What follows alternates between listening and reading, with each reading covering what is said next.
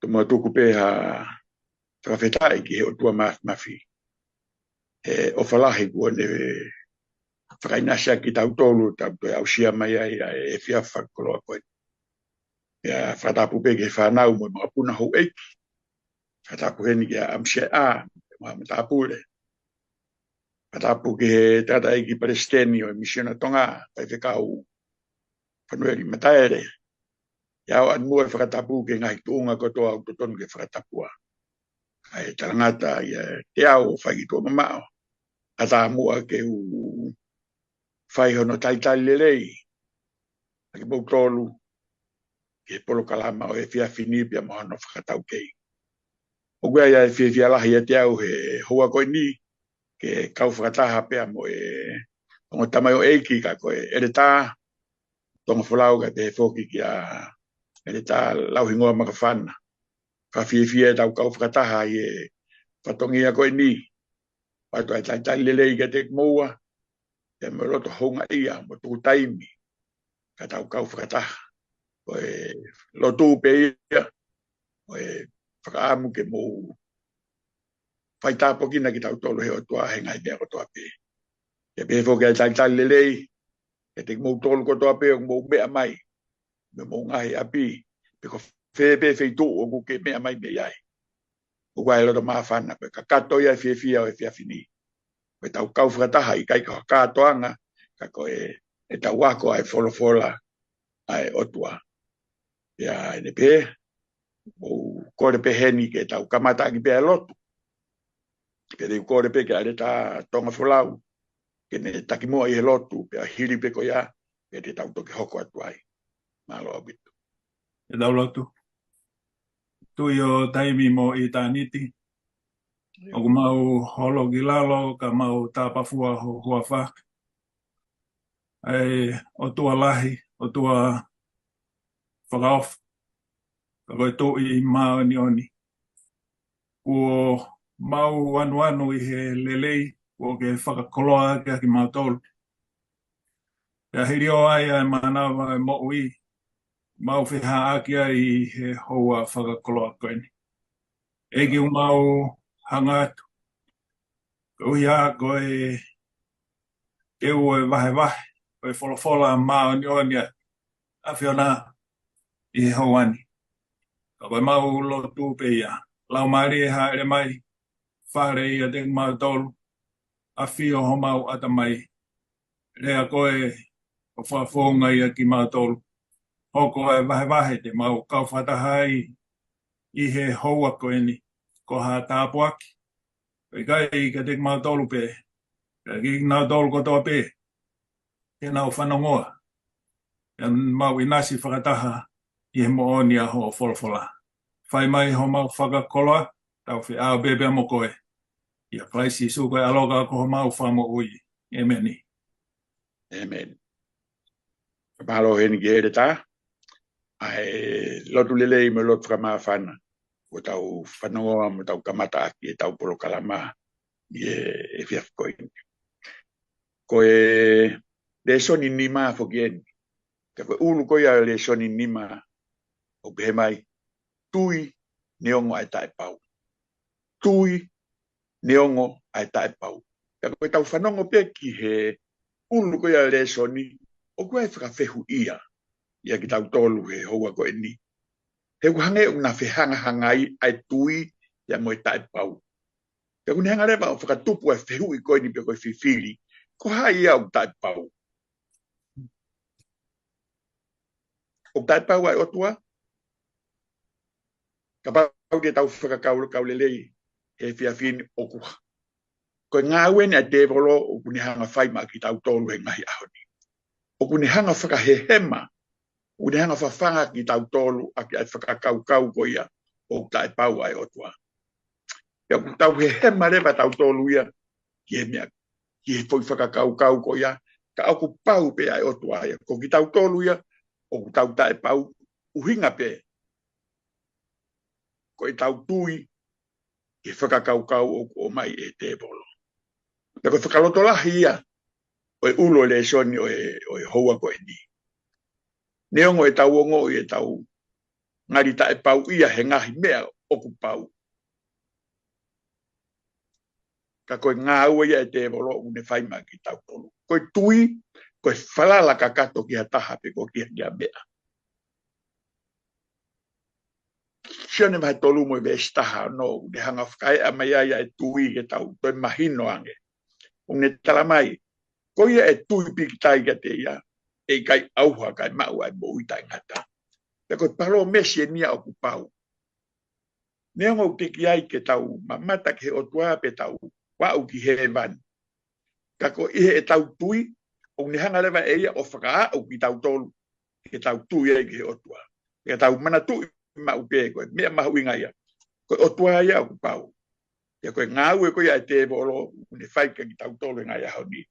O kune o mai ai whakakau kau, ke ngahi mea koe ia oku pau, o ngari tae pau e ke tau whakakau kau. Ia koe vesi lau loto koe ia o wikeni, o haa ia e tohi koe ia sa me vai. Te au taha hiva, mo vesi ono taha taha. Koe sa me ni ulahi taha ia no vesi, i he wholofola hono koto. Ai au ke he, ai vesi lau loto. Wau fufu, a ho wholofola i hoku loto. Koe uhi ke ua na kuanga hala ki a te koe. Kau toi ai atu pe. Wau fufu, ho wholofola i hoku loto. Koe uhi ke ua na kuanga hala ki a te koe. Koe taimi koe ia, o tau wako pe, koe taimi koe o tau lau ai ai wholofola. Koe taimi au tau hangai o fufu, ai wholofola ki o tau ngahi loto. Koe fufu, u te hanga fufu i ha mea u mahu inga. Pea koe whakamahu inga ia i he wholofola, o tau hanga rewa i o tuku lotoi, o whakamahu inga ia i o tau loto. Te koe taimi koe kon o tau fufu ai wholofola i o tau loto, o asi mai rewa ai wholofola ia me i loto. No foi wholofola ia i loto ia ki tau tolu. Ka e a mai rewa e ola, ia mo ngau e wholofola au whai. O ha mai rewa i he tau lea, i he tau mo ui, tau kamata rewa ke tau mo ui whakasisu, o hoi fua mai ki aia sisu.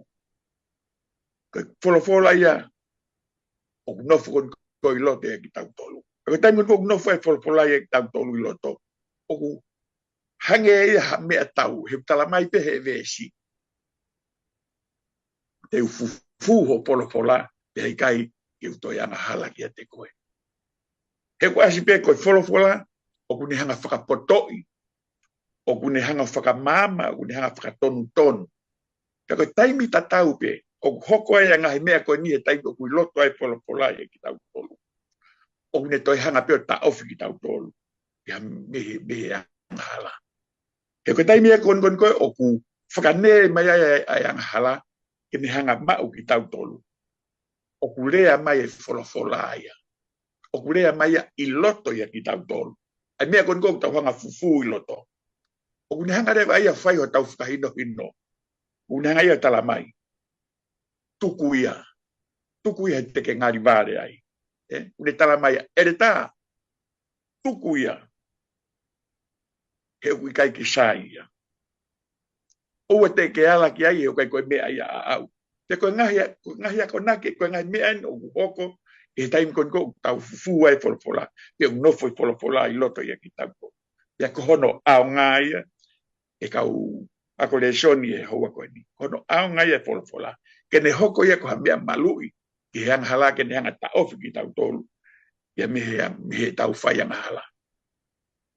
Whia mau ia ke tau mau loto ai wholofola.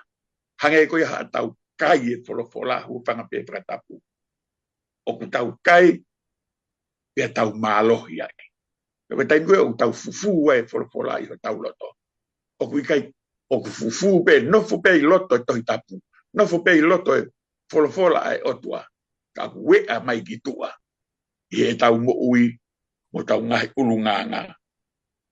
Ai wholofola hen. Pia koe ao ngaia e tau bako ai ne wholofola pe koe tohi tapu. Hange koe ia koe vesi lau loto ke koe lau atu pe. Wau fufu ho wholofola i hoku loto. Koe uhi ke ua nā toi anga hala ia te koe. Sai, koe tala te uia ke he tau le soni i he wikeni ka kou tau hoko atuen ke he santei. Koe sāpate, kono ulu o behe mai. Koe wholofola ma ata pe ai o tua. Koe wholofola ma ata pe ai o tua. E tā tonga wholau, ka tak whamoi bole. Tā noa mai ange ke lau ai, tui ko te evita whela vei, ya moi wholofola ai o tua. Nalo.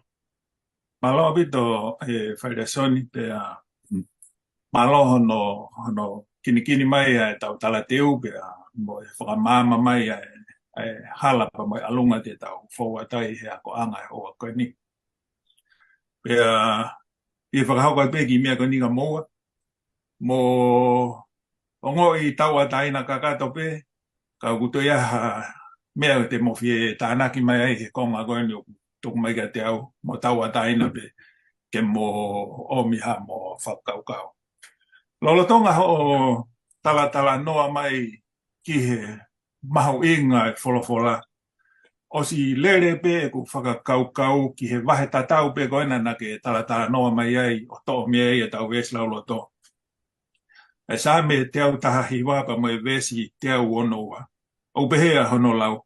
O kuau fie i ho o wholofola. O hange ha taha gune iloi hakolola.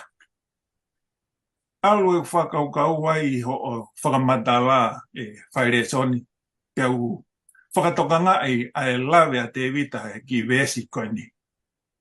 Ka te ka alu atu o mau ha koloa lahi pe ko ha koloa lerei. Te piki tai ai pe te osi kia verenga e te moui. He keike te toi loto ki taia. Ke more ai fu koloa lerei. Mai fu koloa lahi ko ia pe me te kita. Te lau e kita ia ko hoto monu. Te lau e kita ia ko e matai koloa. A e te mau o kupehea e muna pa mo e anau ko e ai tui ko te vita. A ene fie pene lau ene fie ko ia i he wholofola ai otua o kune pehe hange ha fu koloa lahi kone mau pe kune tofanga i ha fu monu. Ogo ia bea ngahi vesi heni ko te ufie o mai be ke tokoni be ke tari atu bea ngahi whihui ko tuku mai. Ogo wahe tatau bea e sāme te au tahiwa pa mo e vesi te au mātolu pa mo e te au mawha kore pe mua ki u lau atu. Ogo hua meria lahi ho ngahi wholofola ki hoku ifo. Io, ogo meria lahi i he hone ki hoku ngutu. Vesi te au mawha. Ogo mau ai poto i ho ngahi akonaki koia. Ogo whihi ai ki he hala kotoa peo e loi. Kaunga wahe i he hoa koeni. Ko lau hifo ai besini. Peo maare ia bau ngoi mawhana ai. He tu i te vita. Oku hua meri e lahi ho ngahi wholofola ki hoku i fo. Io, oku meri e lahi i he hone i hoku ngutu. Teu fie whaiha ki tala noa whatātano no pe. Nau kau whataha pe whoku mo moua nau neong neu lere atu ki tonga i he ki mea whaamiri.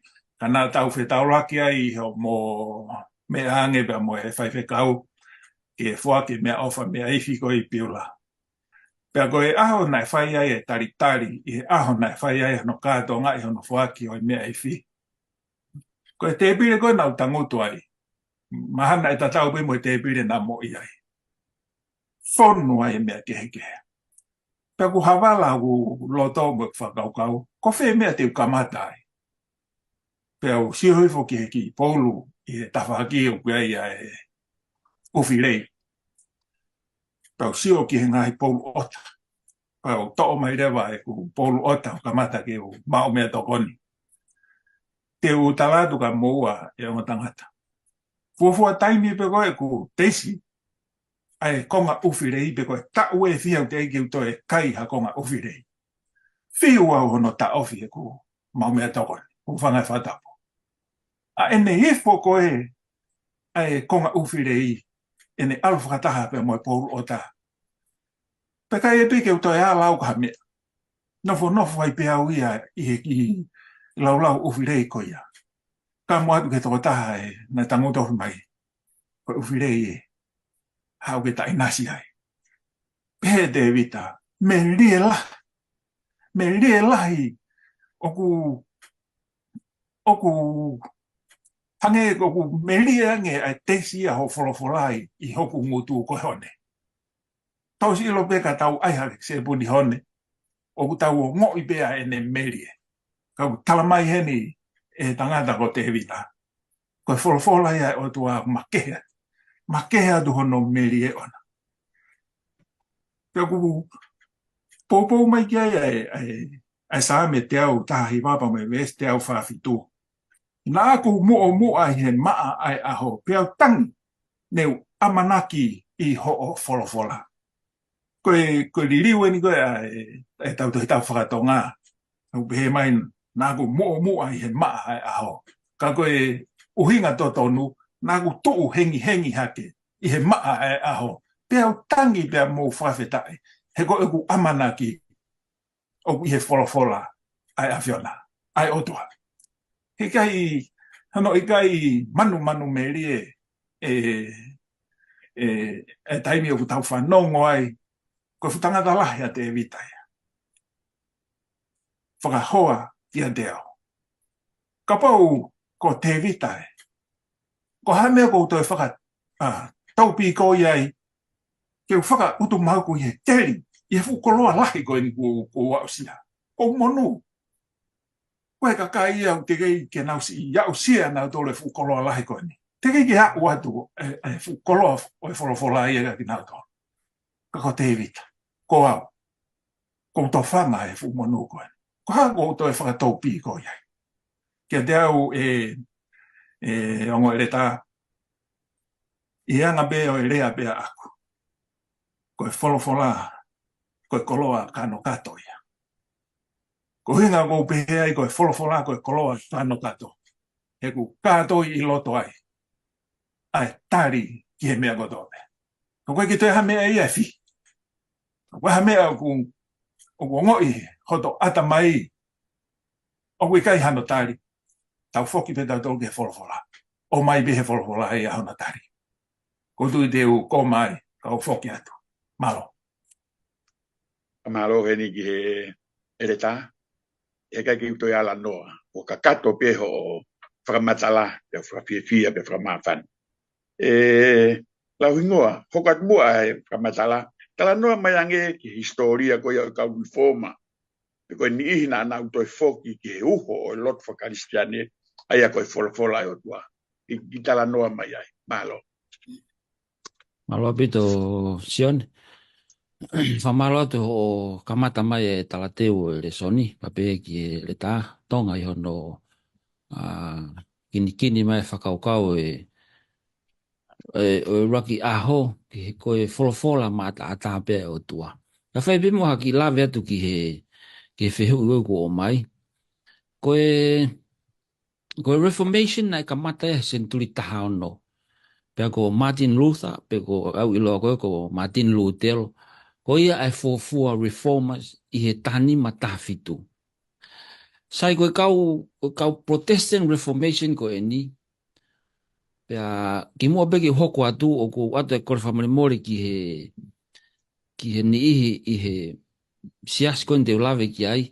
Koe mea koe te talanoa ki ai koe ko hawhakaukau a aku pe ko hawhakaukau ai awhitu. Koe to'o mai pe nia me he historia, me he Wikipedia pe koe ngahi information me interneti ke whakahoko aki ai whakaukau koe ni. Aia koe kau Protestant, koe kau ni ihe na nau mawahe o whakawhepaki ki he siasi loma. O nau whai koe nea toi liu kawa koe ni. Pako nau mawahe me he tui o siasi loma koe hi ke nau whakawhepaki he ku nau ako nau tolu he tohi tāpū pia nau iloa nau tolu e ngahi mea, ngahi tui mo ngahi whakaukau o who'o. Pia o toko lahi au pita kau reformers ia. Ka te ulawe peke ha ni ihi na tau talanoa ke hui kōsi, te ulawe peke ha konga e te nau tolu. Ko Martin Lutero te utoki lawe au ki ai he aha whakaosi, o kui ai whihu i mawahe ki ai. Ko rak tangata ko e reformers te ulawe ki ai ko John Wycliffe. koe toko tahana e wharea Englani whafofua ke he tātolu wanoa. Na e ako pe he University ko Oxfordi, koe toko taha ngā ue tohi tapu ki he tohi tapu, kai ngā tai na te hoko pe koe filosefa. Pea ki mui ange pe na te hoko pe koe palofesa, i he University ko Oxfordi. Pai kai ngā tai koe toko taha koe ni, na ne te hanga pe o li liwa tohi tapu. Ko ngā lahe mo ui koe a John Wycliffe, na ne hanga li liwa tohi tapu ki herea whakapalangi. Pea guai pe ne tohi tapu. John Wycliffe o gui pe koe Wycliffe's Bible. Ka pate ke toki alu ke interneti o lau ai tohi tapu a toko taha koni. Sai, na e tu o ua ai approach a John Wycliffe ki Loma. Pa koe mea lalahe ua na approach ai koe a Wycliffe ki Loma, ulua ki. Na ni approach ke tu i tapu mo e nau konistu tone. Pa ko hono ua na ne approach ki he toka ateline koe ai siasi katolika Loma. Sai, na e malolo a John Wycliffe i he tātolu walwha. Ka koe uhi koe ngāue koe na ne whai, ai kamata koe ni hanga liliu e tohi tapu, mo ne talanoa whekau aki pa moe o tua. Na ne hanga ia o uesia, pina na hanga ia o influence ai kakai toko lahi. Pai ka ngatai, na hoko ne liliu koe tohi tapu o mahino ki he kakai e le whapalangi, na e toi kamata e mafola e tohi tapu. Pena ke ia umai a lo mai a lolotonga o keimo ui a John Wycliffe. Na nawa amena toko o si malo o si mate ia. Kai tala mai he historia, ne ongo e mate a tangata koni, na nauhanga taaki hono hui ki olunga, me whai toka, pea nauhanga tutu ia o efu. Pea koni efu ma uono efu, na naore wa ave ke vai tawheo hua i ki ai, ke movete aluhe o se niki o te mau hakonga tangata koni. Pea ne ongo e mate, pea moe ave hono efu o whakamovete he vai tawhe, moe o se ni, na e pehe tofu pea e mafola, ai folfola ki mamani, i he ngā ue na e whai koe John Wycliffe. Toko taha no ua koe toko taha ko Chen Hus, pe iloa pe ko John Hus, na e whare e taha tolu fitu ua. Na e whakanofo koe taula eiki o sias katolika Loma. Pero tonga koe ne hoko koe taula eiki, na e kamata pe e ne lau a tohi tapu, o mahino kia tohi tapu, pe kamata rea mo ne malanga. Na ne hanga rewa whai mea tatau, na ne whakawhepaki ilahi pe e mo ne katolika. Pea, na mai e tuuni me me sias katolika Loma, whe mau ke aluange a John Hus, o talanoa whekau aki mo e de viu koe whekau aki mo e siasi. Pako hingana ke ne tari ea ke ne talanoa whekau aki mo e siasi, ta mai na e puke ai a John Hus o whakahau prisone. I he tau tawha tahanima, a ono siulai tawha tahanima, na e tutu ai toko taha ko ni a John Hus, ko inga ko ne whakawhepaki ke sias katolika, ka ne hanga tau ka vei, ai mo oni koe tohi tapu. Whika tolu ko tonga taha ko Jerome, na e whare e taha tolu fitu hiwa. Na e ako pe tangata ko ni i he University ko Oxfordi. Pako tai mune hao ko wako i Oxfordi, na ne i loi whikau aki pia mo John Wycliffe, pia mo whakaukau ko ni ko e Reformation. Ko toko taha ko ni na e hoko ko filosefa, pia na e hoko e ko e palofesa i he University ko e o Palesi. Pai kai ngata ai koe toko taha pena e kau i hono liukawa koe siasi. Pena e mui i lewa e Jerome a Wycliffe mo John Hus. E na mea koe na nahanga ko whai i he kamata koe Reformation. Pena ane whai pe ai mea tatau e whakawhepaki ki he toka te rine koe ai katolika. O ne ako i pe ke mui mo talangofua ka kato ki a Sisu Christ. Na e mate whakamaata Jerome. Koe whaunga koe na e mate ai whaunga tatau pe mo e o tangata ki mua. Tala mai nei hai e whewhia ki ono sino. Pea aile vai a tutu. Nei mate pe tangata ko ni i he aha tolu noa me taha whaa taha no. Mate pe ono tau tolu fitu. Toko taha hoko ko toko taha ko Hak Latima. Nei whaare e ni i he taha whaa walu fitu. Pea koe mate koko o Latima. Mate tatau pe hango Jerome. Ka koe taimu ne a mai ko ke tutu. O hai ko ki ai whewhie. Na hai whakatahe mo tangata ko Nicholas Ridley. Pea koe ki mua koe ke tutu koe na ua koe rea e a Nicholas ki a Jerome. A Jerome ki a Nicholas Nantalangi. Koe a honi ko tahange haongi fo i te lango. I he keresia e o tua i Inglani. I he kutui, he kaito e lava o tamate. Agi fo itala. Ako uhinga ko Jerome. Neango e na mate, ka ko si hoko nao ko ki mama. Tate na mate na waia, ka e ulo ai ki mama ko ia, pe e mo uia ngai lau maria. O taim buen lau e ngai, whakaukau ko ni mo e whaunga na e mate e kau tangata ko ni. Whakamamahi au pito. Te whanga o whakahato e ki whakatata heni. O ianga hono tamate e kau tangata ko ni. Ko e whaunga ni, na e tamate e ki koe a litma. A hak latima. Mau mo sio ke o asia tu i homo screen. Ko latma ena pa mo Nicholas Ridley. Hai na o he fupou, pe atu rewa e whahinga pe koe whewhie, pe koe hae vao e mea koe nā tuku takakai e naua, osi pe a tutu rewa, o ne ulo ko ia, o na mate ai pe. O taha iha mate whamamahi, ai kau reformers, i he taimi koe, na e whamamahi ai ki nau tōru. Koe whewhiu rewa ko mai, ki he whakaukau ko ni. Nā ku atu he ku tānaki koe whamapopo i ko osi. Koe hana e pehea ai kau reformers, o ha upeo nau mate whakamaata. Ko hana o hinga na nau tui mālo, ko hana nau roto toa pehea ai. Whatatau pia moe ulo e aho ni, tari uru aki God's word alone. Koe ke teha te uhinga keheia. Koe uhinga na nau tuu whai tonu pehea ai, o ha upeke mate whakamaata, kono uhinga pe koe fola pe o tua toko taha pe. Koe ke teha te uhinga ia. Whakakua hono ua.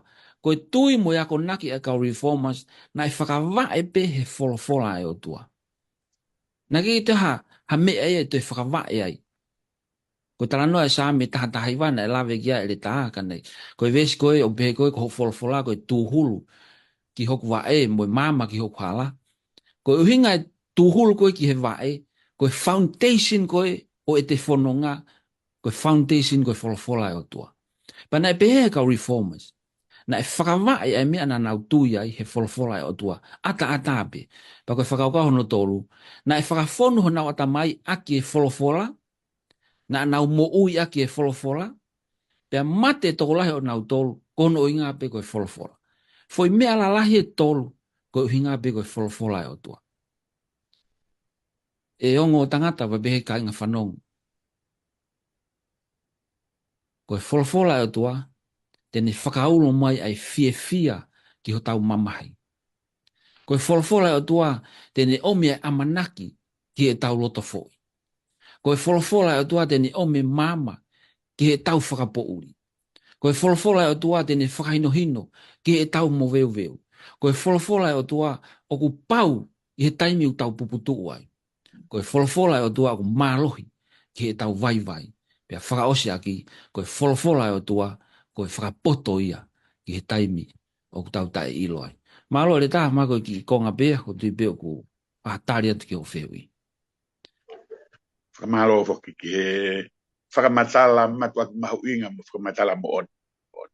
O ki kai ke toi aha toi mea ia ka fola maata atape o ku ne whai ho tau whakalelei u ne whai ho tau whakamo ui mo mea ko toa pe hu taha pe ia he me fola ape. Ku tawa u men ki he moni te. He ulo election ko ia moni te. Wahe atu ai fola ai otua. Wahe atu ai fola ai otua. Kataki e tonga. Talanoa mai ange ki he makatuunga o loto lahi a paula. I he wahe fola ai otua.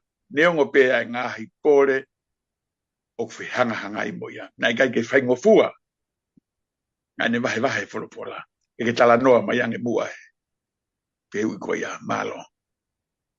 Malo, Fareson. O nofo he taimlahi a whakaukau ki he mo ui e tangata koen ko Paula. Ko sio koe tangata loto lahi au pito tangata koe.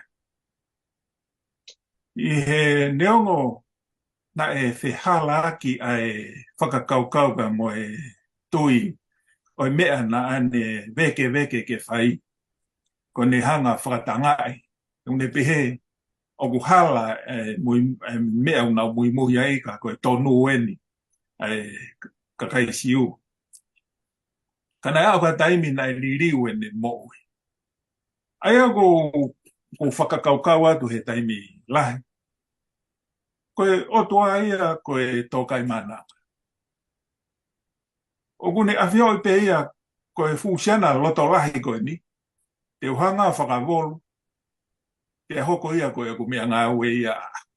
O alu ia mo hono loto veke ngā ue koe ni, o whai ake a ngā ue, hono talaki o eiko si sukalaisi, o mahulua pele rei au pita. Kake ko mai pe fo ke ngahi vesi ke popo mai ki he no whengai ke tāri atu e whehui i he ua Korinto, pa moe wahe hono wha, pa moe vesi uloa ki he hono, kata peke ke o hanga to e lau ka katoa atu ko o whie lau bea ki konga e vesi uloa ki o ku pehe. Ko ia i he e tau mau ai ngā weni. Ai uhinga ia a Paula, ki he ngā ue koe ni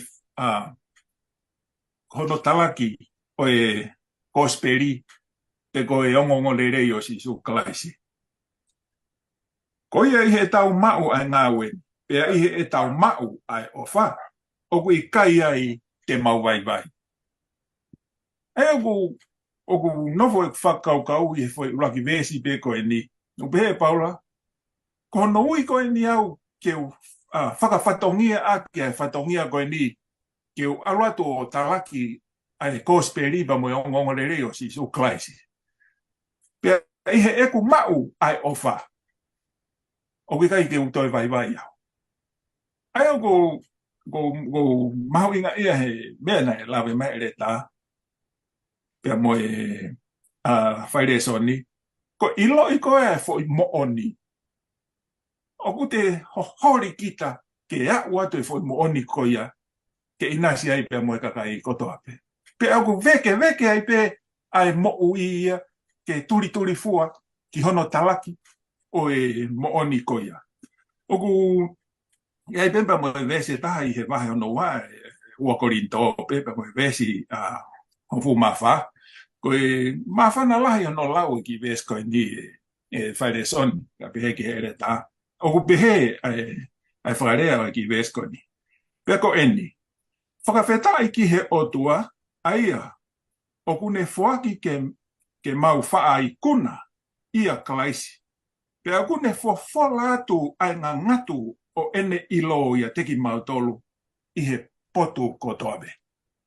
Ko mare ia, i he ku lau hifo ai fo i vesi koe ni e kaunga ongo tangata, kaunga wahe i he wholawholai i he haua koe ni. Peko mare ia he whawhetai a tangata koen ko Paula. He kune whakahale rei o ku mau i kuna mautauri a kalaisi.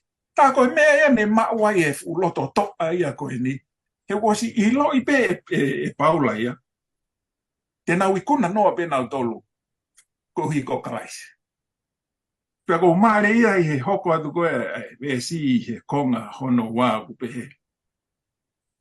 Pea kune fofola atu ai ngā ngatu o ene ilo ia teki mau tolu i he potu kotoape. Ka inga whanongo. Tā koe wholofola e o tua ia ku osi ngā ngatu pe ia te ia pe. O ku fofola pe ia e o tua pea ku osi ngā ngatu pe hono manongi o na ia. Ko se mau pe tau tolu e ke tau ato whakafofonga ka ku osi ngā ngatu pe ai alo atu ia e wholofola mua. O kai fo ke tau tupu kotoha ke pe na tau tupu kotoha ke pe i tonga. O tau ilo pe foko kua ia e kolo i tonga ui pe ia koe kolo kakala. Penei pe ono uhinga ona ia na e ui ai kolo koe ni koe kolo kakala. Tau silo pe ko mua.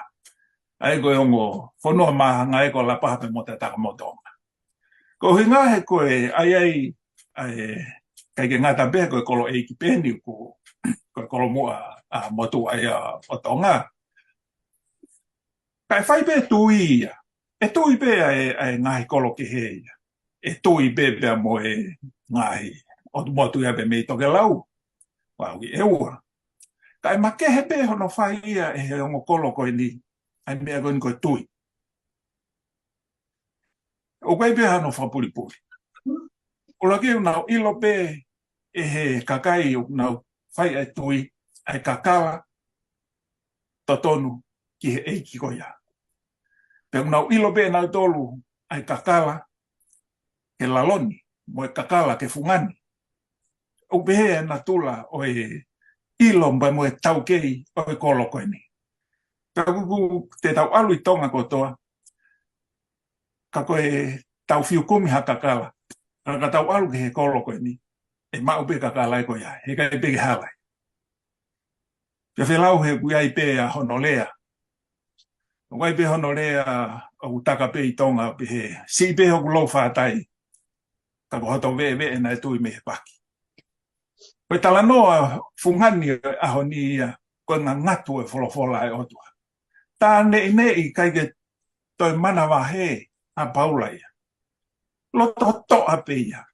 Ne si ilo pe ia e whakatanga e ia. Ne si ilo pe ia ai mea e whihanga ngai mo ia o au ke he mate. Ka ko hie kune a usia e ia e fo mo oni ko ia. Pe ko ofa ia. Ko ofa ia i he wholofola e otua ne loto ia. Ke ea uatu, ke i nasi ai tō taha kotobe. Pa ko tui e ka wako re soni e hawani. Ko te hongo i mawhana i pe. E uku te whakakaukau e taimlahi. Tōku atu koe mea pēa kau whai kau moe, kau ere tā, kau maulakanga. Uku totonu, ke hanga e re soni ia, uku tau wako, pene ako ne kina ki tau tolu i he sāpate koe ni. O mi hawha loto toa, tuku e whamohe mohe, tuku hake o whai hanga au. He ku osi ngangatu pēa wholofola ia e o tua ia te ia pē. Upe ko alu, upe ki whitu motua e whaire soni, ke mana tui pēna tau whalotu he taimi koe, ko kato kakala tapu pēa moia, one si heki atu. Ko ni ki rea mau ia, peku ke manatu ki ai. Ko tau tolu koe kau matanga au e pē. Ko tau tolu koe kau matanga au e pē. Aere mai koe si suo whai ho whai wā koe ikuna lau maari. Ange koe ku lawe, ko ngā ngatu bea e wholofola e ia te ia be. Koe mea bea tau au whai. Koe ta hoko koe mea ngā au e ai otua, ke ta au atu, o whakahoko atu. Aene ofa, ke inasi aiba moe kakai au ke i he poori. Ko mai, whokia. Malo. Malo o pito e reta, ai vahe mo whakamahino mai, ai uhinga na loto lahi ai a paula, o wholofola. Pea tau hoko atu rewa ki a lau hingoa, i ka taki mo tala noa mai ange ki lawe a historia ke tangata koe ni ko Taintale, pea mo ngahi le son o tau lava o ako pea mei ai, ke lawe mai ai, malo o pito. Malo pito Sean. Pe whamalo ke a tonga i no kamatai mai e whakaukau. Hoi wahe atu e wholfola e tua. Kai whai halawe atu ki he whehui ko o mai he le tā. Ko tangata ko nio ko Tintare. Ko no ingoa kato ko William Tyndale. Na e whaere tangata ko ni he tāwha hi wawha i Inglani pe. Pena e mālolo pe no tau whāua i o ka topa o tanima tolu ono. Na e ako tangata koe ni a Tintare i he korisi na i loko Hertford College. Ai ako e taha pe ni hangahi waa pe o University ko Oxfordi. Pa i he tanima noa ono na ne mawai hano PA. Pa ako e tanima na e fuake hano Master of Arts. Pakai ngata pe ai e ni ako koe i Hertford College na te hoko atu e ni ako ki University koe o Cambridge. Koe tangata koe ni koko Tintare na iai pe e ne liriu, e ne translation i heto hi tapu. Pe ako iloa pe liriu a Tintare koe Tyndale Bible. Ai ako uhinga nia ki he fo i sino na ne hanga ko liriu e to hi tapu ki he modern English, ki he rea ko he taimini. Koe o behe whamatala ko historia, koe liriu ko a Tintare, koe fua liriu ia, ke liriu whakahanga tonu pia me rea whakahepe lumu rea whakakariki, ki he rea na e ui koe Anglophone. ai ko anglophone ko nga pe ko le whakapalangi, ka ko e whahinga language nia me he West Germany, ko West Germany language, na e lili ko e tentare ko pe me hepe lumo e kariki ki he rea ko ni. Pai kai ngatai, ko e fuafua liliu tohi tapu eni ke ne ngau aki fu rea ko Sihova. A liliu a tintare. Ko ia na ne fuafua ngau aki, ai huafa ko Sihova, i he ne liliu e tohi tapu. Na ke ne liliu ko toa ai tohi tapu, kana e kau e liliu a tintare i he tokoni, ko toko taha kona ne fuafua liliu ka kato e tohi tapu, na liliu he toko taha ko Miles Coverdale, na ne liliu he tahanima tau nima. Pana e pehe na e kau e tokoni lahi liliu a tintare, i he taimi na liliu ka kato ai e Miles ai tohi tapu i he tahanima tau nima. Sai ki mua koe ke tautea i koe koe a tintare. Na ne hanga ia tohi fo o liliu whaka fo ou, liliu mo tora, liliu mo ngahi tohi whaka historia koe he whaka motua, kawa e tohi koe a Siona. Pene toi hanga toi revise, ai tohi koe a senesi. Sai koe historia koe hanga koe ni liu he tapu. Na ia e mea na ne hanga pore ia ke Sias Katolika Loma. Uluaki. Na e pehe he Sias Katolika Loma, koki nau tolu a Sias Mooni, only true church. Malanga elewa he kau reformers. Ni ihi koe ni kau tangata koe ni. Koe Sias Mooni o ku uia koe invisible church. Ai koe uhinga koe Kristiane, kakai Kristiane Mooni unau whakataha mai ke nau malanga e folfola e o tua. Pea peherewa he kau reformers ia, oku ikai koe Sias Katolika ai Sias Mooni. Mantui nau talata ne nai koe toko kotoan me historia. Pea koe taimi koe na liliwa tintare koe ai tohi tapu, me lea whakakariki, mo lea whakahepelu. Na ne hangare vai au liliwa fo lea whakakariki koe ekelesia, o ne liliwa kia fo lea whakapalang koe congregation. An ko nga ako mai ke ahoni. Ai ko no inga ko hafalkunga kakai o nau whakatahataha ke lotu ki he otua mo ui. Ai ko Sihova. Ko uhinga fo ilea ko congregation. Ko tintare na ne hanga fo fuari liu ai fo ilea whakakariko ko eklesia ke congregation. Ko toa ngahi mea ko ne whae tintare, ne hanga eia holoki hifo ko toa ai whaunga o Sias Katolika Loma. Ika ingatai koe mene tahana ne te whai. Na ne hanga o liriu fo ilea whakakariki ko ia ko presbyteros, ko ne liriu e whakapalangi, keke ne te ngā aki eia priest, an ko ngā aki he katolika, hanga ia ngā aki fo ilea ko elders, ele tā kon tau ngā aki taimini, ko liriu me presbyteros, keke ne te liriu ko priest, ka ngā aki elders. Ika ingatai, na ne te whai pe mea tatau kono porei, ai toka te rine, ai Sias Katolika. Ko hinga ko ne mea nai whai, nai puke ia whakahupiri sone, whiunga mo e tau e taha mo e konga. Pea ko ngai uhinga ko nai whakamau i, a tintare, ko ne malangai o whakatonu hiai, ai tangata he ne tui. Ika ingatai, ko e tau atai na ko ke whiri. Ko ngai mea ne hanga malangai. Pea ko taimi ko nai whai ai ko hano whakamau ia, nai halaia, pea tautea kono tautea ko e mate. Pea kono tautea koe ke tautea whaunga o ke mate ai, kono nono o be, hangi koe kau tangata koe mua nono o ke he fua kau, pea mai rewa ai mea tutu. Aki lorotonga hano nono o ke fua kau. Sai, taimi koe nei, mai koe tintare koe nono o koe ke he fuu pou po fuha koe ni ke whahano tutu. O kure koti i he, ai toko tahana ne whao e tohi koe Fox's Book of Mothers. Na rekodi he tohi ko ni a rea whaka osi a tintare ki mua ke ne mate. Pako ne rea na tintare. O tua, whaka ae fofonga e tui o Englandi.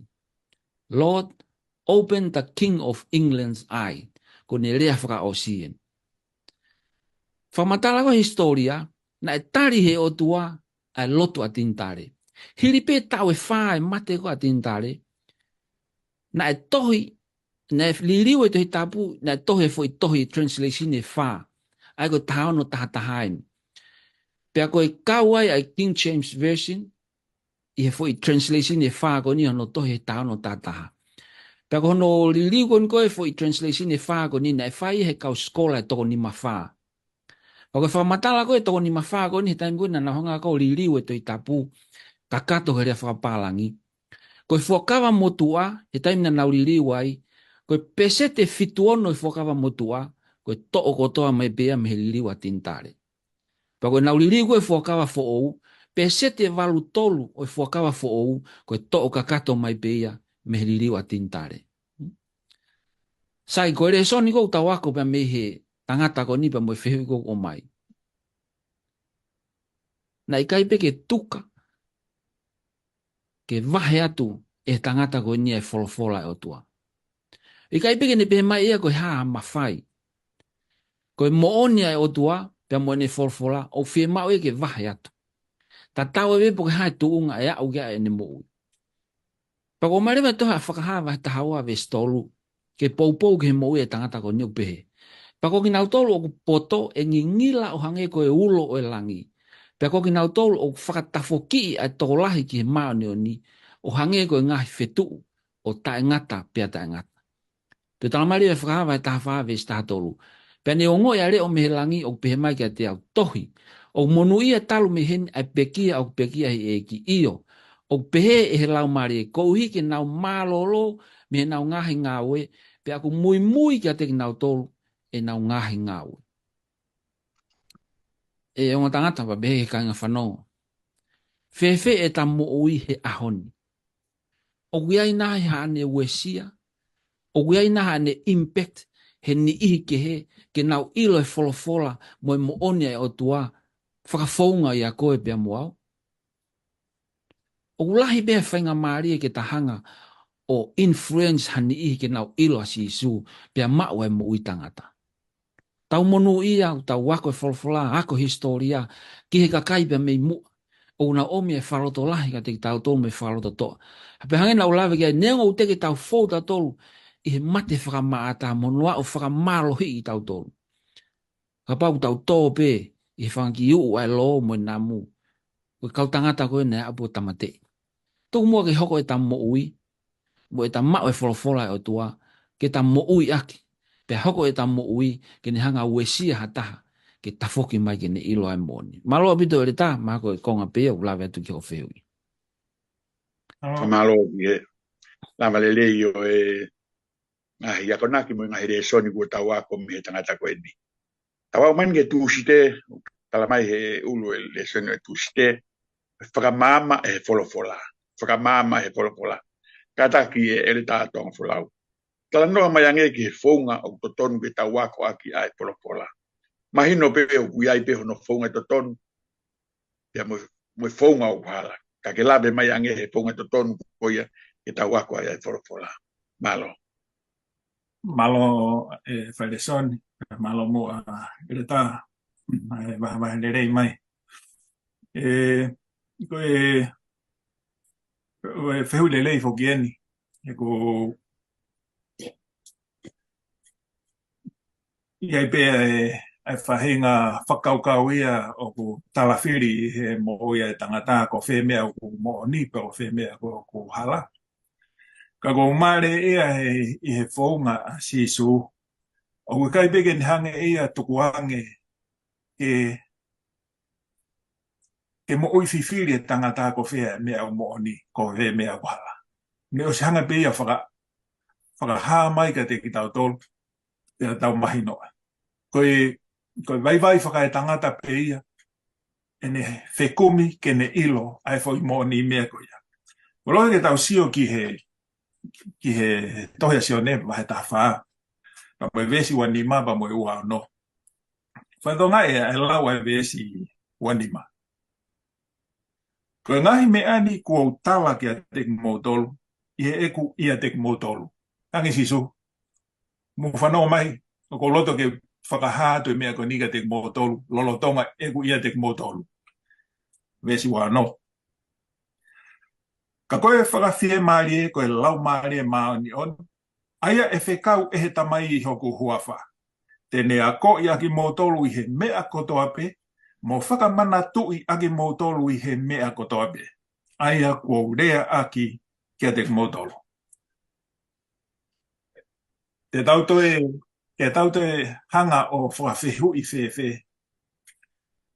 Ko hanga e sisu o tuhu i hanga tonu mai pe. E iai, ai lau maare maano ni ke ne whakamama ki tātou. Tene hange he lau maare o mai ai rea. Ke tau rea aki. Tene hange he lau maare o whakapotoi, tau ata mai pa mo tau whakaukau. Ke ngatai ka uloto ke u toi o mai ai konga koe nipe me he tohi ai pea sione, ma he taha onopa mo e vesta to loke taha ni ma. E tokone au pito peki he tāri o te hui kua ke o mai whaile soni. O ku pehea hono lau. Ka i he hau ai lau maari o e mooni. E ta taki e ia ki mo tolu ki he mooni kotoa be. He ko ene rea e ikai mea te ia. Ka koe mea kotoa be kua ne whanongo i ai. Ko ia tene rea aki. E whakaha e ia ki a teki mo tolu a ngahi mea e hoko. E ongongo rerei au e ia. E kataki e whakaongongo rerei i.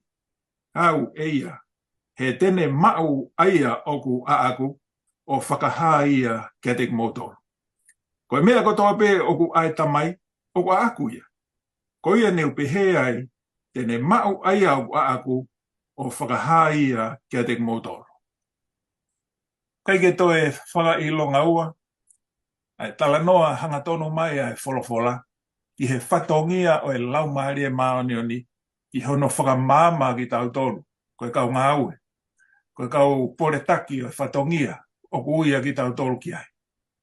I whakamahino ka tiki tau tolu, ko e mea kotoa pe o ku whakaamua e otua, a sisu ke ne hanga o tala ki a tiki tau tolu, ko e ngā ue a lau maari e maoni oni.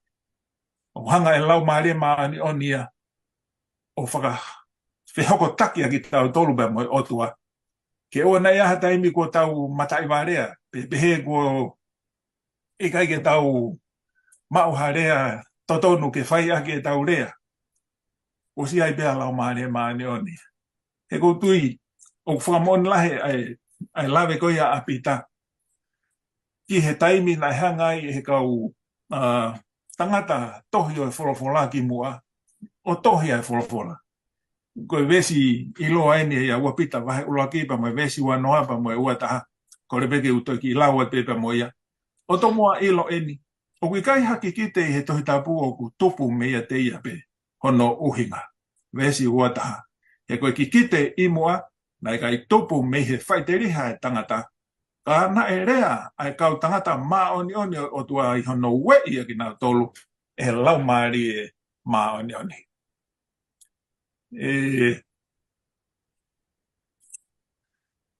Kau ngā ongo tangata kau ngā wahe he hauani. Nuku nongo i bea e mawhana lahi. I he taimi lahi ko hori bea e whakakaukau ke te hanga i ki tau hiki kita. Ke te whaihafo i ngā ue rei pia tala. Tau atu. E fo i malanga e tamakoe. Ka te lawa pe ia ke tau hanga o whakawhaike ke he. Ai toko taha koe o ku nofo ia e lau maare maano ni. Mo e toko taha o ku whalala pe ia ki hono poto mono iwi pe ona. Tēnā ke heke pe nawa. He ku tala nao pe ai wholofola. Ko mea whalau maare te tau ilo whalau maare pe. Ko e whakakano ia. E ilo whakakano pe. Ka kutu i ku hanga e he whakakaukau ku o mai he nai vesi nā ku lau atu. E tohi a sionepa pehe ki a pita. O mai ai tari whawhi maari e moni ka te tau tau. Ko lau maari e maani on. Ta nei ke tala i sisu ke kaua ko ngā. O rewa te mō ngā unu ke mō alu. Mō tatari pe. Mō tatari pe i seu sarema ka o rewa ke hoko hifu. Ai lau maari e maani oni. Ka te mō toki hoko ko kau whama oni. O i kai ngata i Sameria. I seu sarema. Kai a watu ki Sameria. Ka ngai whanua ko toa pe.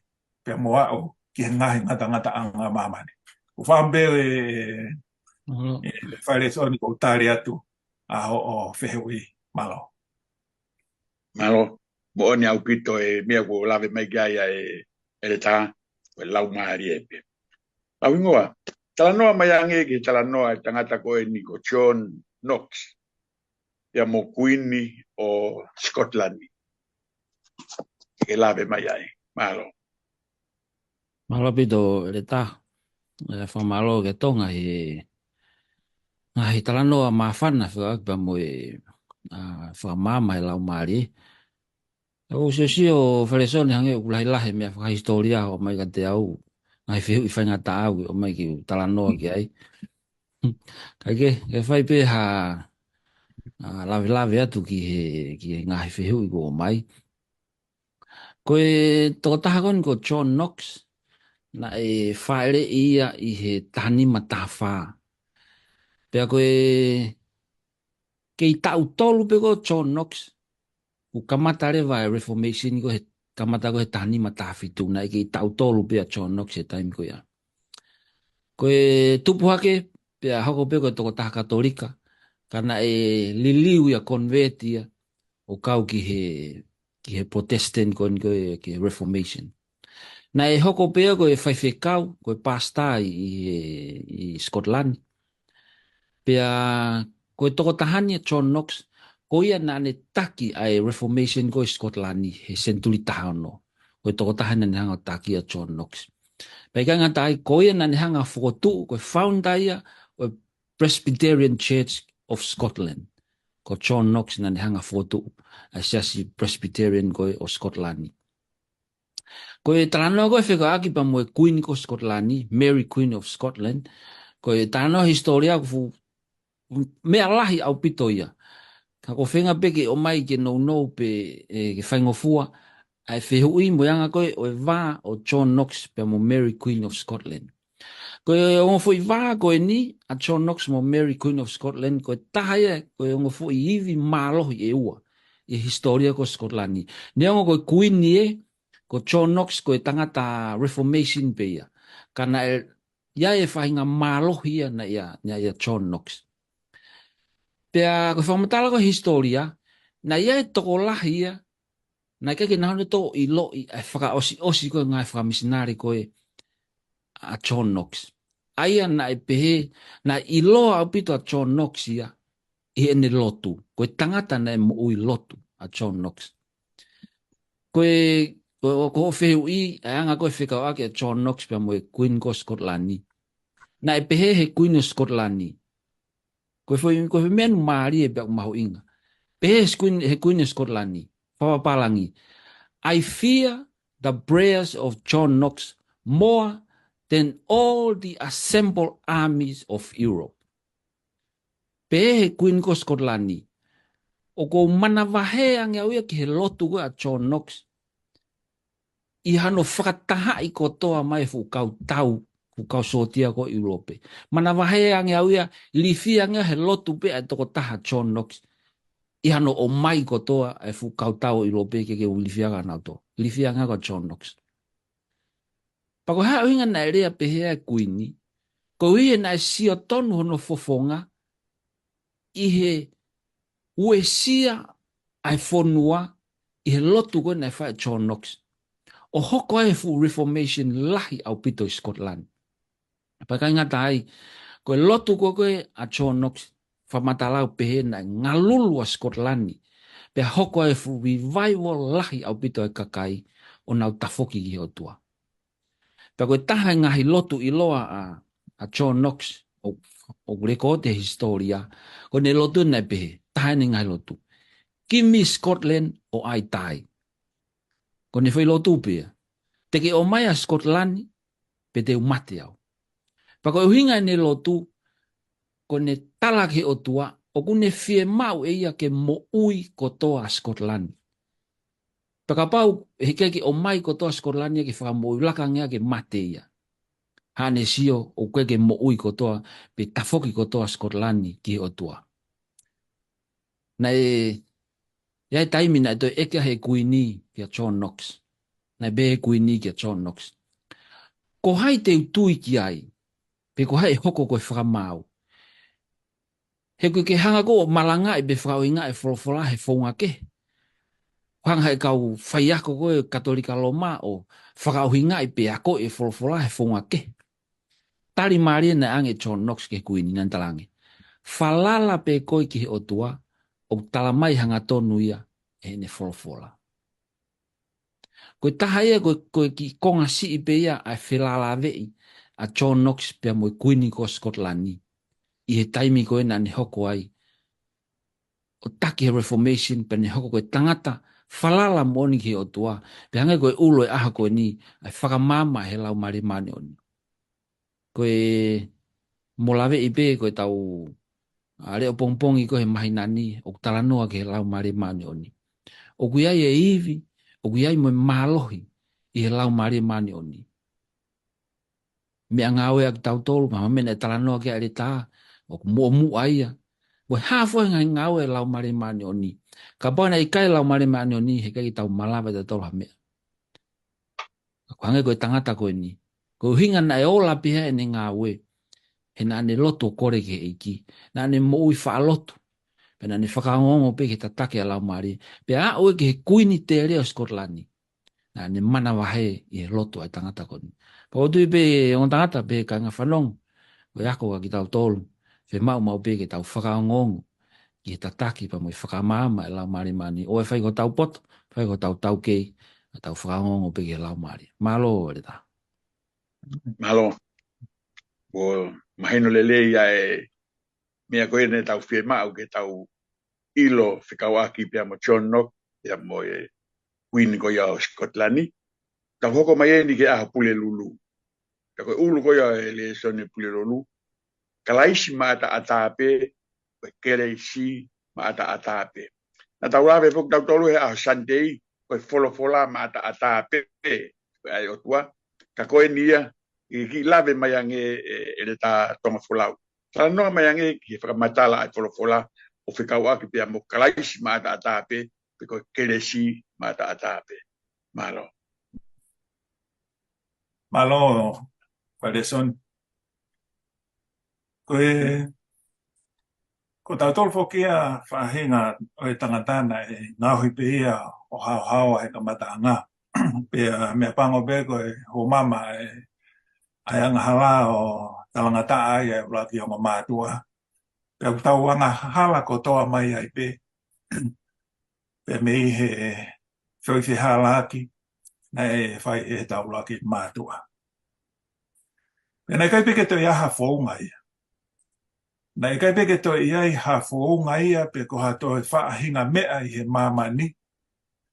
Ke ne lawa o huhu I whakafoki a ki tau tolu pe me he mate. Ka koe whaunga ia na e tahape. Koe whaunga ia na e tahape. Koe mea ofa e o tua ke whaaki hono alo. Koe whai ke resipe ia. O koe ke pehe ia o ku totonu ke ofa mai. Totonu ke ofa mai e o tua ia whai fwoi mea ko ia. Koe fwoi ofa pe ia I he loto o tua. Ene tuange hono alo utano ke ai. Asio ne vai tolu vesta honona ke lawe mai he kamatanga. Ko fio mai pe ngā hi vesko e ni ko tui e tokon lahi au pito ki he tāri atu e whehui o ke o mai. Ko hui he ko ilo pe o ko lahi pe e ngā hi whemau a ke he pe o I kai fu mahino ki he whahinga ni. Ka koe whakakaukau whoke aho niu pe he mai kalaisi maa da dabe, ke resi maa da dabe. Ai koe ngā fwoi mea lahe ua ku nā mata ua mai I hanga he tau sio, ka koe fwoi mea beta. Ka koe whelau mai ai tohia paula ki he kainga e whesoa he ua, ka moi vesi walu ka moi hiwa, o behea hono lau. He aku mo ui I he o whāpe I he tui. He aku I kai mea te mo tolu ia, ka koe whaki ai o tua. O kui kai I he ngahi ngā we, te ria ngā pore ai ha tangata. Kui tohi koe a lo mawa hei tolupa mo vesi, ua tolupa mo ua whāko loto piki toi ki lau ia toi pepe mo ia. He kua whai anga hala kotoa pe, pea tōmu I he whakamalo me he otua. Pea oku whakatonu hiai, koe ofa mā ata pe, I he ene alo ofa, koe uhi, koe totongi huhui, o ia klaisiso.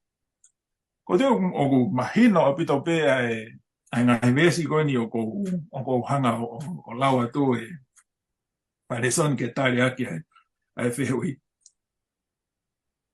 Ko whiri ko ke hala ko na tau whiri pe tau tolu ko ke tau fou ai.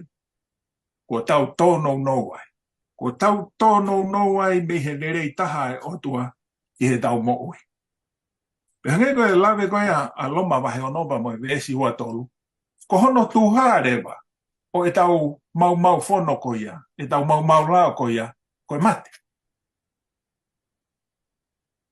Ka whawhetai koe ke ngata ia e vesi. Ka hune te whaka, o mai ai amanaki lerei, ai o ngongo lerei ke tau inasi ai. He koe to tongi o yang hala ko e mate.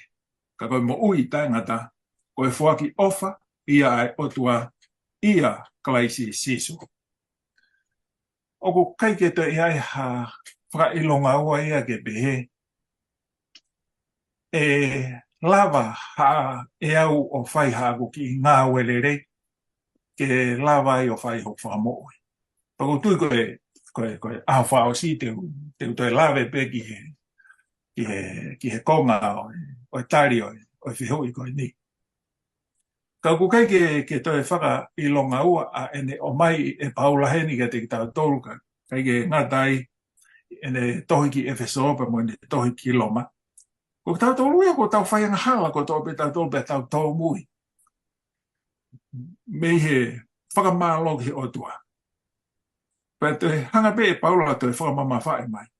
Pe au ku whakatonu hia i koe ofa maa ata pe ia. I he ene alofa koe hui koe totongi hui nai whai e kai sisu. O koe pe ke uilo ia. O hange koe whakatala noa whai. Kai ke tau ilo pe te tau toi tu u meive. He wei kai pe ke to ia ha fonga ia ke tau mo uia. Ko ke lesi e o mai. Ko kalaisi e. Ko hala ia ke tau maua ia mo ui. Ta kune o mai rewa e whiri ka te ki tau to. He koe whiri koe te tau whai. Tene hanga uesia tamaki. Pe tene hanga uesia ki he rerei. Koe tau maua e pare. Koe mo ui tangata. Ia mahino rerei ka te ki tau tolu. Ange koe ngahi vesko lau atu. Tau mo ui peta tolu he ofa. Tai he tui. Pa wai ke fie lave lahi ke tui ko ngā he te lave ki ai i awha ausi. Ka koutou o ku lava be he ngahi vesi ua tau haku hanga o mai. O whakamahino mai ka te ki tau tolu. Ko kalaisi maa ata pe. Ko e keresi maa ata pe. O tau mo ui ai. Malo. Pamalo he ni ki he reta. Mo i whakamatala mahino ko tau whanongoa. Lauhingoa. Tala noa mai ange ia Martin Lutero i ene au sia ai mahino ko eni i ene ako ai wholofola. Taim koe na ne ako ai wholofola na iai painga mahino na ne au iai. Ke tala noa mai ai. Malo lauhingoa. Malo bit. Koe tangata iloa fukeni o silawe ilo i he toko taha kotoa pe. Martin Lutero na e whare ia a honfulo Novema taha walu tolu. Pea na e whakanofo ia ki he lakanga taula eiki, priesthood, i he tanima noa fitu. Pea na e au ki ha taimi, na e whakawhepake a Martin Lutero, pa e kai tuia ki hangahi mea koia o kuakoi mo whakahoko i he siasi Katolika Roma. Pea taimi koe na e au mai ki he tanima wanoa, na e tutuunia i he tui tapu i taimi koe koe toko taha kono hingoa ko Pope Leo hono hongo furu. Kia Martin Lutero ke omi kotoa e ne ngahi tohi, mo ne ngahi whakaukau whikau aki mo i siasi o whamatala ka tiki nauto. Na e whakawhisingai e Martin Lutero e whakaukau ko ni o keke ne hanga o mai e ne ngahi tohi mo ne ngahi mea kou ne whawhepakia ke siasi. Ko ia na e tuku ai a Martin Lutero ki tu ape me siasi i e tani maua taha. Ko e whakaukau kona e ako e Martin Lutero, na ne ako e salvation, ai whakamoui. O ne ako ai whakaukau e me wholofola, ko e moui tangata, o kai mauia i he ngāue lelei. O kai mau e moui tangata aia, i he te whai e ki taha whahinga ngāue. Ne malanga i koe mea ofa ata pia o tua whakafonga hene keresi ai moui tangata. I kai ngata aina ne hanga o malangai, e Martin i whekau aki pa mo keresi o tua. Peta mai na e au kolo mai a kakai tō lahi o whanongo ki he pōpuaki ko ne hanga o malangai o who'ou foki. Pea whakamāwhana pa kai ngata ai na e lahi kakai na e liriu e nau moui i he malanga ko ne whae Martin Lutero. Pea e ni na nau hanga o whakamatalai ai malanga ko a Martin Lutero unau pehe whatata o hange ia, hange lea ko e malanga Martin Lutero o ha te inu hai puwai mo moko, i puwai moko moko, lolo tonga o ki te iha futoafa paku, pua futoafa paku ka. Unau hanga ia whakawhihawanaki e nau whanongo koe ki he wholofola mo e mea o malanga e Martin Lutero, hange ia o te inu hai puwai moko moko, iha futoafa paku ka. Koe i he taimi ko ia, na e lahi e whihia pe koe haisia e kakai, he tau whatunga motua o e lotu whakakuonga mua. Na e lahi e nau pipiki ki ai, ka koe whainga lotu koe, na keiki aha whainga aongo whakalau maari e lotu ko ia. Pa koe taimi koe na e whae Martin Lutero e ne ngahi malanga, mo ne ngahi pōpuaki, tala mai na ne hanga o alasi, a ngahi loto e kakai tō lahi, pe ne hanga liliwa e mo ui a kakai tō lahi. Koe taimi koe na e lawa e Martin Lutero e whuakawa who'ou. I he whamatalau pehe, na e whakatumu a Martin Lutero ia, he le lei o e otua. Pe kai ngatai, na ne ofo ia, pe ne oho ware, i he whinangalo le rea o tua, ke whakamo ui e whahinga o tangata. O ware ia, ofo e ne mo ui ana ia ai, i he lele ia o tua, pa i kai ngatai, o whinangalo le rea o tua, ke toi whakamo ui e whahinga o tangata. Sai koe ako koe o siasi i he taimi koe pe konga ki mua. Koe whakamo ui o ku konga ia e ua. Ka pau ko loto ke whakamo ui he o tua. Koe nau tui a nau toria. O koe ai e o half. O koe ai ku konga ia aku ke o ngā we. Pea ku tuki arewa mo i ata half koe konga ia o tua. Koe ngā we o tua. Koe mea na nau tui ki ai. Ka taimi koe na e tafoki a Martin Lutero ako e wholofola. Na e ilo e Martin koe pekia koe a kalaisi he kolosi, na e whiunga a noa pe ia, ki māmani katoa ki he whahinga o e tangata. Koe tahia ngahi mea mau inga, na e ako e Martin, i he taimi koe na ne tafoki mai ai pe me siasi, o ne kamata hano ako e toi tapu. O koe ai pe translation a Martin Lutero, o koe pe koe Luther Bible. Aia koe whokawa who'ou, na ne hanga pāki whokawa who'ou, i he lea whakasia mane, i he tanima woua. Pag mo ilo pe a Martin Lutero, koe tangata whauhimi, pene te hanga whakawhasi. Lahi apite ngahi himi na e whau e Martin Lutero. Ka koe taha o ne ngahi himi i loa, o pehe, a mighty fortress is our God. Pa koe himi koe ni o peisi e ne hanga whau e taanga koe ni, pa me sāme whango furu maono. Koe whakaukau whakaosi rewa. Ka pau rewa koe whakamo ui, hange koe ko mō mea i, na e whai bea e si isu i he kolosi. Koe hārewa hano aonga, e tau ngā welelei. Sai ko te aike te mahino ange. Ka pau o si whakamo ui tatore si isu he kolosi. Koe hau tau kei maulotu ai. Koe hau tau li mea ofai. Koe hau ko ofai ku kaunga api. Ka pau o si whai si isu e ngā awe.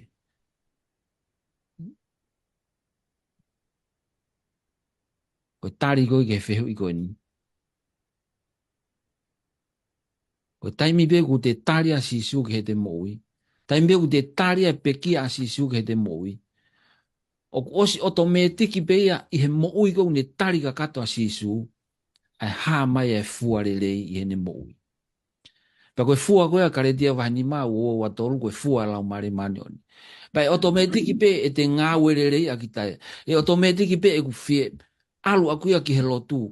ke mau lotu he sapati ko tope o se automatic be guri aku ya me alfa he ko honga ia I ngau ko sfai si suma aku o ko hinga ia ke alu ke lotu pe te fai moe ke mo ui ai pe te mau ai mo I tangata I kai ko osfra mo ui ta dole si su pa ko hasino mai tau I he tau ngawe ko tau honga ia ko tau frafeta I o tua ngau ko ni hanga fai mak tau to o tu be fareson la vea tu ki fe ko ya malo pito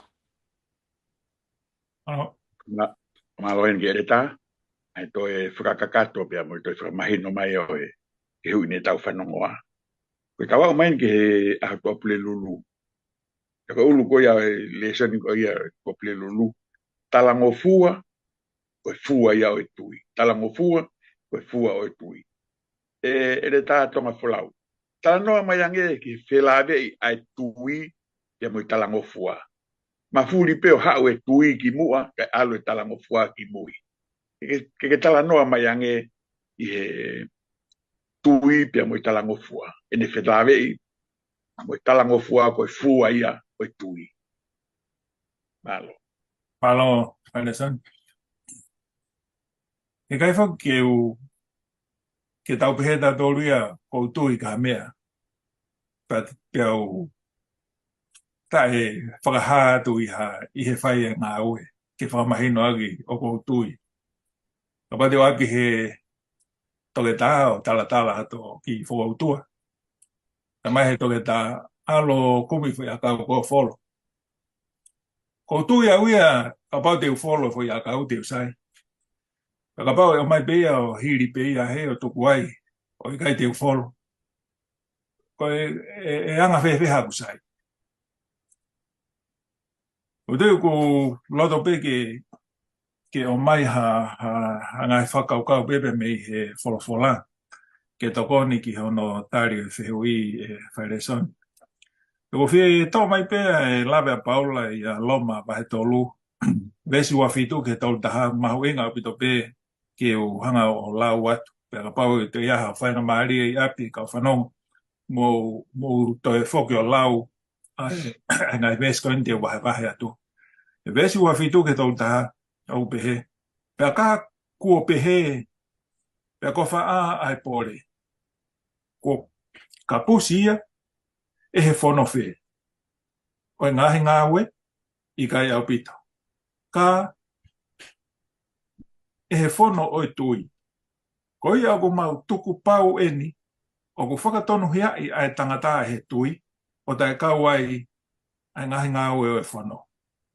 Ko e o tua ia o e kakai siupe pe e kai o e kakai sentaire foki. Io, o e kakai sentaire foki. He koe o tua pe tah, aia o kune whakatonu hiai ai kamu I he tui, mo e tai kamu I he tui. Pea o ku tau whakatai au ngai koa ai whono I he tui, e I kai au pito. Ka o ku mau whakatu mau ai whono. Ka pata e lawa ke whanonga li leipe ki whakamatala o e whakaukau o mai heni e paula. O ke kai ke nehange e a whakatai o ngai heni ai whono. Ka koutu pa ko whamalo lahi ke ere tāna ni ki lawe I mai ai konga I heni tāna kwa o si I he konga koe ni. O kai ke tau he whono ko uhi ke whamo ui ai tau tōna. Ko tau he whono he kua whai e kalaisi o tau whamo ui. Ko whonga ia o e tau tui, o e whakaha e tau tui ki he otua, mo ene pekia, ko e tau tauhi ki he ene ngahi whekau. Ko tui ko ne peki ki lawa te mua e whaereson pa mo ki vesko ni, he wahe o no pa mo e vesi, tahani mā pa mo e tahawalu ko o ngoi pio ku mahu inga o pito peki e wahe wahe. Ves tahani mā ke tahawalu pe he ano lau.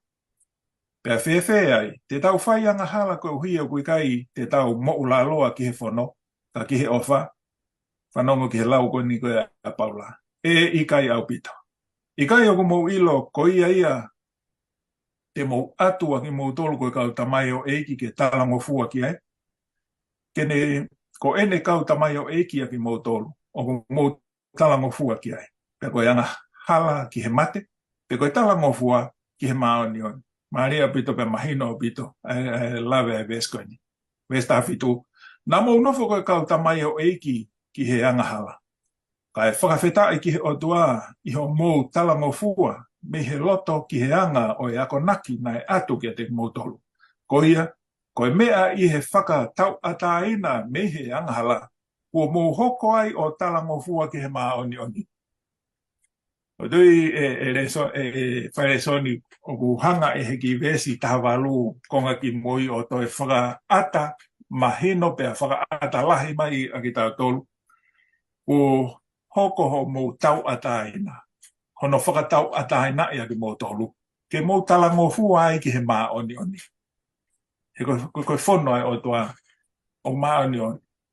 O tui o kai ke te whakailonga ua ia. Ki he anga o e tau sio, ka mo e tau whakaukau. Kai tuwe mo ke lau atu pe mo ki ves wha ospe koe ni. Ko ilo pio ku lahi toa taimi. Ie tohi ta tau pe koa paula ki lo maa vahe palupe mo ves ulagi pa mo e wa. Peko ia wikai ai ha whakamala ia ki a teki nau tolo ia klaisi sisu. Aki nau tolo wikai ke mui ki he kakano, ka ki he lau maarie. He koe whono o e lau maarie o mo ui ia klaisi sisu.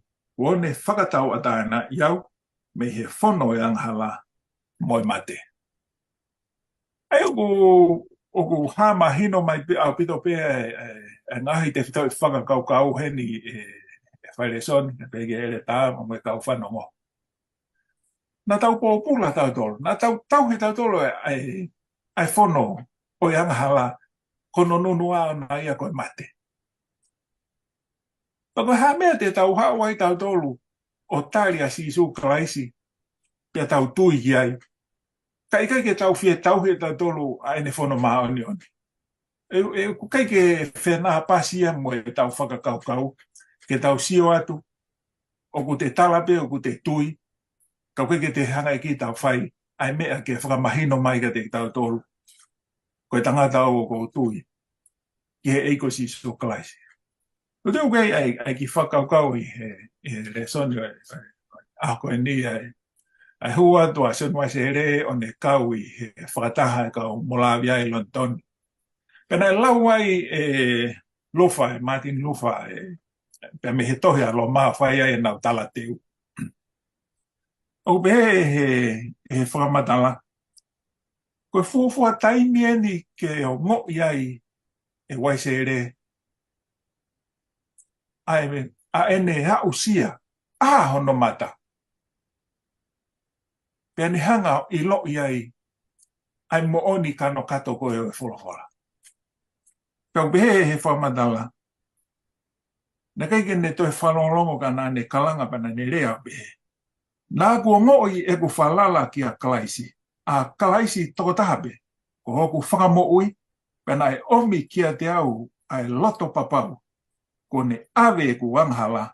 Pea whakamo ui au me he whono o e anghala moi mate.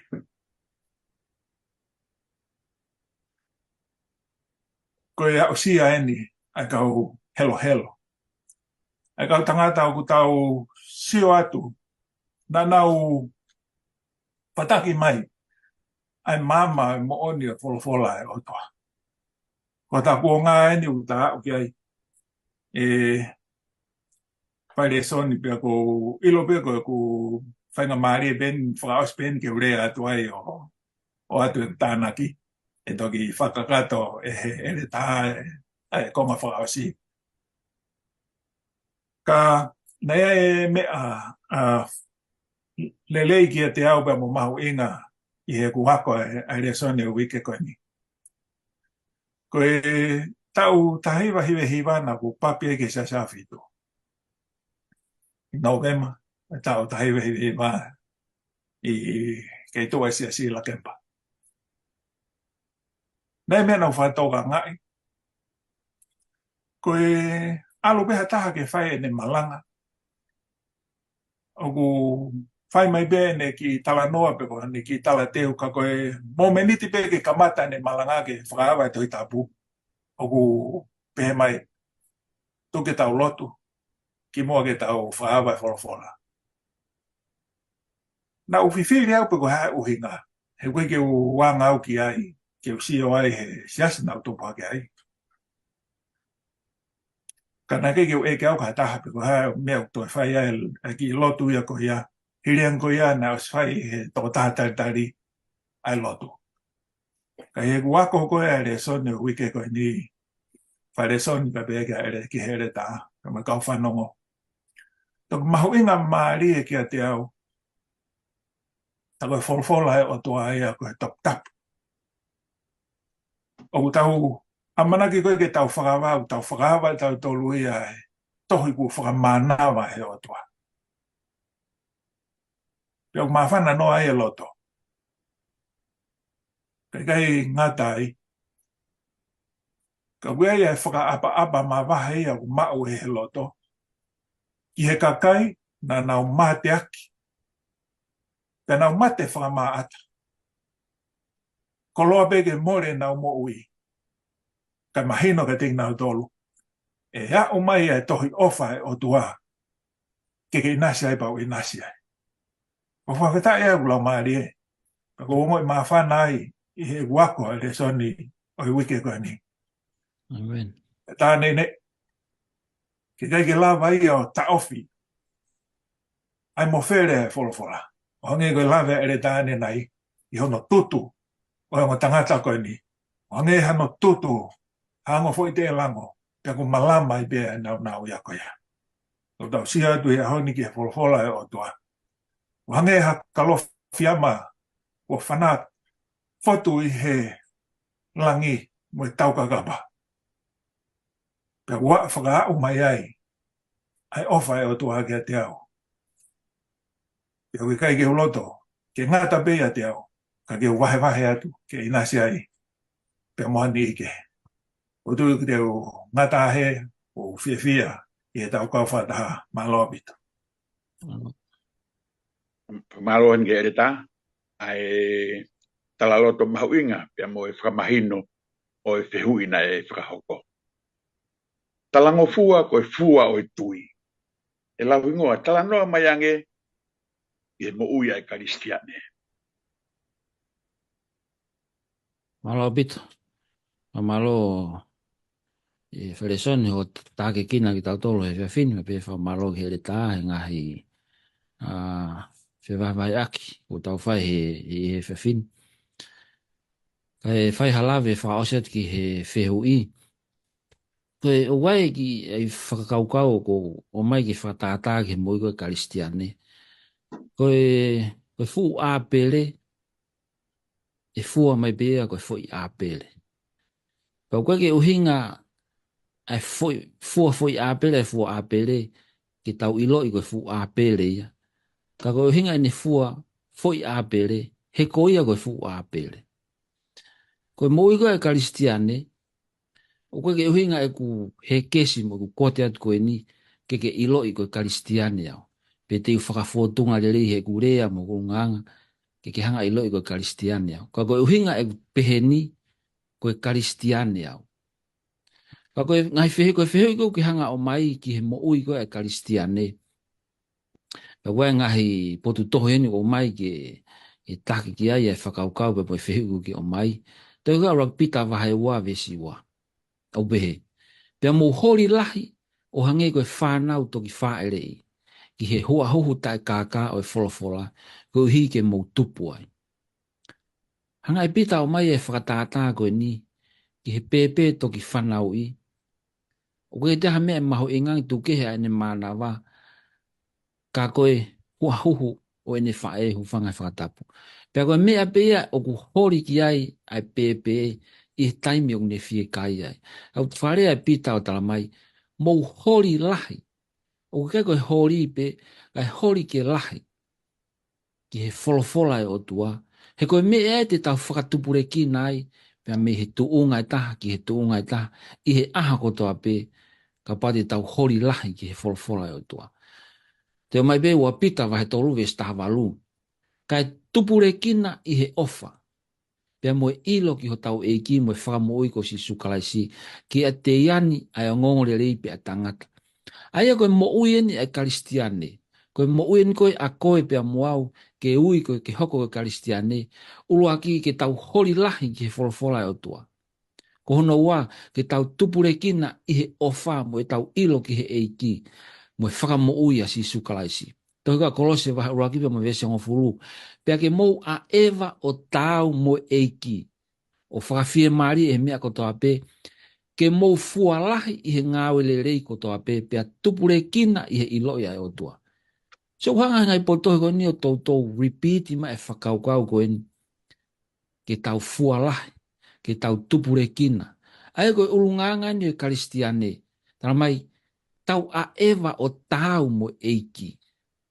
Tau a eva o tau koe karistiane. Pake tau fua lahi. Pake tau tupure kina. Tana mai rewa e whakaosia ke potohi ko a efeso. Wahe whaa ve stahavalu ke he ua whaa. Tana mai, tauri aki e tangata motua. Ai tangata motua o whakarieria. Tangata motua o hori kovi. O kuiai e kākā. Tana mai Paula. Whakafoou ki motoro mei he te fito ho mauloto. O koe koe whakafoou pe he waa. Po koe whakafoou he lau. Tana mai e Paula. Whakafoou he te fito e loto. E ka pai ha mea whakafoou me hono te fito. E liliu ko toa. Ai toenga o ngahi waa. Tana mai pe he vesi watoro ki he wawha. Ke tau ai e tangata foou. Pe tau whakatupu ke tatau me o tua i he anga tonu. Pe moe maoni on.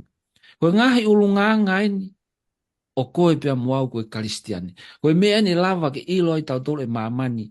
Koe kakai o tau mui mui ki he wholofola e ki pe tau mui mui ki he o tua. A ngahi mea koe ni ko whakalau mai ngahi tohi koe ni. Sai, koe tau tarano koe hui ke ni na e whakate fito. I he wholofola e o tua. Pea pe e ke kakai koe na nau whai e liu kawa e lotu. Koe ngahi mea na nau whahako. Na nau wakoi. Whakamaa opo pe whaka auliriki e tohi tapu ke ilo e ngahi mooni i mea ko he tohi tapu ke nau te ilo lahia. Tala mai na ke nau fie maria na tolu he tuunga ko e na nau iai. Na nau whaka amu ke nau ilo ke lahi pe toi le rei angi e nau ilo ke asisu kalaisi. Neongo na e whakamamahi i nau tolu. Ha o tuku pōpula. Whakahe i mo tamatei. Whaao e nau koloa. Tutu ho nau ngahi api. Lo me kina ho nau ngahi kere kere. Whakatanga i ho nau ngahi family. Ko e fuaini o e nau tui ki a si sukalaisi. E whakaosi aki e whakaukau koe ni. Taimi koe na e turi e nau tolu me nau ngahi api. Tala mai na nau kumi nau tolu hakolo na e langa mo ngauhi e o tua. Toia he peluwa he ngofulu vestata. Hoi ai whakaukau whakaosi. Ka te toki whai whakamā popo. I he konga koe ni e whalesoni. Ki he toonga mo ui e karistiane. Koe haa mea e tala i taua e maamani. Koe haa mea te ta makehe ai. Tala mai he vesna ola ki tau a eva o tau. Tau hange pe ko sisu. Ai tau mui ki tatau to whe moia. E tau tupure kina mau pe. E tau mau ai ofa. Pe moi ui whakalaisi. Malo pito whalesoni. Sai ko tawa umai ni ki he ka singa e tawa ko le soni e Jeremy pea e wange pe whenga maari e ko ni ki ala ngoa e to ya hame to tokanga ki ai ya ni lo tutuku ai pe ai pea to fai ta famalo Imo bege to maki konga no bege fama boba ke tawa ko famalo atu ki le taso na video no ta ki kina tau tau he famalo ke le ta tonga folau e whenga maari lawa ke tau kau whata hai weekend ki no vai wahe fola pe famalo ke te motor mo mea mai te whao se pe e tau ako o weekend ni o kuia e fo i whakakaukau o mai behe tau le soni ai fo i le ako ni ko whakakari ko ni ko sola ai ko sola o kuhinga ki alone pa wai fo i sola nima na imagino fo i sola nima ko ni nau tolu ko na nau fai ko reformation he kau reformers Uluaki o pehe ko sola scriptura. Ai ko whapalangi scripture alone. Ai ko wholofola ata ape. Sola hanoa ko sola gracia. Ko grace alone. Ko kelesi ata ape. Sola hano tolu ko sola fite. Ai ko faith alone. Sola hano wha ko solo Christus. Ai ko Christ alone. Ko sola whakaosi o pehe ko solidi gloria. Ai ko the glory of God alone. Ko whepaki koni tau talanoa ki ai i he kuata koni i he waha o lelei mo i COVID. I ko te volo pe mo sisu. O whai e ho tau atamai mo i tau whakaukau. Pea koe whai sola e nima koe ni, koe wholofola pe, koe ne keresi pe, pea ko kalaisi maata ata pe te tau i kunai. I kai pe hato e mea i he mamani koe ni, i kai pe hato e hingoa ia, pe ko hato e whahinga mea he lalo la a koe ni, te tau i kuna pe, ko kalaisi ata pe. Christ alone pe, koe ne keresi ata pe, koe tau tui pe, pe mo glory of God alone pe, ko ia pe ho tau moianga. Ke tau lotu. Ka tua mafi mau whawhetai. I lo whapau na ake ia teke mau tolo tāke kina ko anga e hoa koe ni. Koe malo tu pe eike ke whaitāpu kina ake nau tolo nau mea mai ke aonga ai ako anga o weekend. Neongo ai tai pau ho mau mama ni. Neongo poke hae mea o whahama he te wolo. O tai pau ia ke anga e mau wakai. Ka ko fola. E talu bebe me he kamata anga e a Fiona. O kutu mao. Pea pau pe o kai a whelili waki. Pe tuku pe eki ke whelili waki a mamani. Pea moyanga hano alunga. Kai whakamakatu e mau whalala ki a te koe. O mau amanaki a aho wave mai ho foki. Mai ki awe mau tolu ki ape. Tāpe kina e hongore tā. Tāpe kina mo i kāinga whanongo. O mau whafoki pe langi ki a te koe. Ia kalaisko alo ka ho mau whamu ui. Amen. Amen. Wow. Ke puke fo ke whainga maari e koe ni, ke u whawhunga i atua i a e whamalo lahi ke te mou tolu kotoa kua mou inasi pia tau kau whakataha e kia koe ni. Ke fo ke whamalo ke hengo ere tā nina hanga fuesia e katongia mamafa o e fiafini. O whakatau ange pe na e mahino lelei pia i he kutui whakapapau i he tokoni a lau maari e ne tau whakahoko pe ho tau whatongia i he lelei taha. O whakamalo atua i ke tek moua i he mea hono kotoa pe. Ia koutou whakawhei pe a moutolu ke moutoi mea mai i he wika hau. E toi whakahoko atua i pe a kore soni a sias aho pitu i he platform koe ni. Malo a pito ke mou mea o whakatu ke tek moutolu hono kotoa. Malo a pito.